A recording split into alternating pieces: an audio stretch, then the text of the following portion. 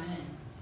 Through the repeated narratives of the films and television we watch, the music we listen to, the books we read, the history we learn in school, the art we see in museums, men and their experience have been the primary focus.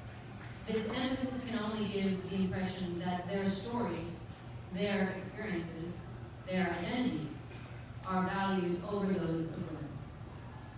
Despite the many phases of feminism and the profound societal impact of women's liberation, I believe it is only in the past decade that we have begun to truly value the voice and vision of women who direct film and television as both equal to and independent of the male narrative.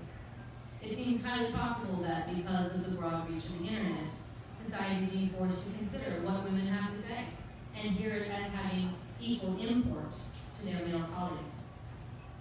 I made this film because, or now series, because I wanted to personally meet and talk with women who gave themselves permission to break out of these heavy societal tropes to tell stories that matter to them, whether they were stories about men, women, or both. I expected to interview 10 to 15 women, however many it took for me to fully understand what was happening out there. I have to date interviewed 52 people, men and women, and the story that has unfolded has been eye-opening, to say the least. I have discovered that there is a revolution going on among women who direct film and television. And because of this revolution, this insistence to be heard, real systemic change is slowly starting to be adopted into the male-entrenched studio system. Somehow a switch has been flipped, and women of all ages, ethnicities, and sexual identifications are coming together and creating their own opportunities like never before. I personally am not really that interested in power players as much as I am in the artistic life, and the commitments and decisions one has to make to endure in what often feels only like a business.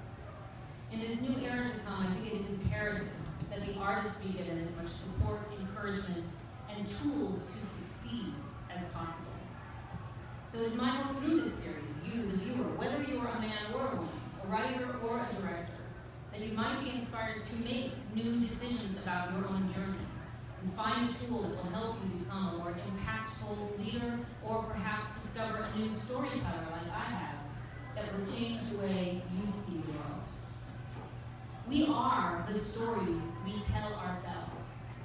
And I hope that these women's stories will help us all evolve toward a deeper, more nuanced respect and understanding of one another. Thank you.